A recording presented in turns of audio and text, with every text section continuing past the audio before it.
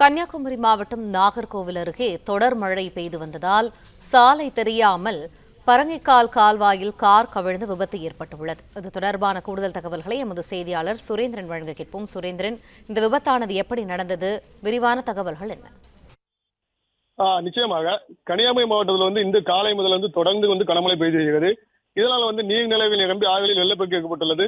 பொதுமக்களின் இயல்பு வாழ்க்கையும் பெருமளவு பாதிக்கப்பட்டுள்ளது. அதே நேரத்தில் சாலையிலிருந்து வெள்ளம் பெருக்கெடுத்து வருவதால் ஆங்காங்கே பாதைகள் தெரியாமல் வாகன ஓட்டிகள் சிரமமடைந்துள்ளனர். அந்த வகையில் இந்த காலை நாகர்கோவில் அடுத்த நெசவாளர் காலனி பகுதியை சேர்ந்த மணிகண்டன் என்பவர் குடும்பத்துடன் நாகர்கோவில் அருகே உள்ள பழைக்கால் மடத்தில் உள்ள ராகவேந்திரா கோயிலுக்கு சென்று கொண்டிருந்தார்.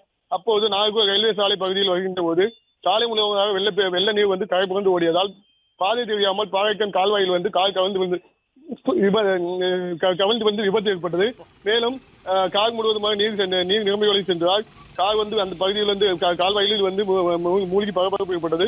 உடனடியாக அப்பகுதியினர் காரில் மூழ்கிய நபர்களை மீட்டு கரை சேர்த்தனர். மேலும் அதிர்ஷ்டவசமாக கணவன் மனைவி உயிர் தப்பினர். மேலும் கார் முழுவதுமாக கால்வாயில் மூழ்கி மிதக்கும் நிலை ஏற்பட்டது. இதனால் இச்சம்பவம் பகுதியில் பெரும் பரபரப்பை ஏற்படுத்தியது. அதனைத் தொடர்ந்து அந்த காரை மீட்கும் பணியில் மாநகராட்சி ஊழியர்களும் பொதுமக்களும் ஈடுபட்டு வருகின்றனர். நன்றி சுரேந்தர், விரிவான தகவல்களுக்கு. பிளே ஸ்டோர் மற்றும் ஆப் ஸ்டோரில் இருந்து பாலிமர் செயலியை QR கோடு மூலம் பதிவிறக்கம் செய்யுங்கள். செய்திகளை உடனுக்குடன் பெறுங்கள்.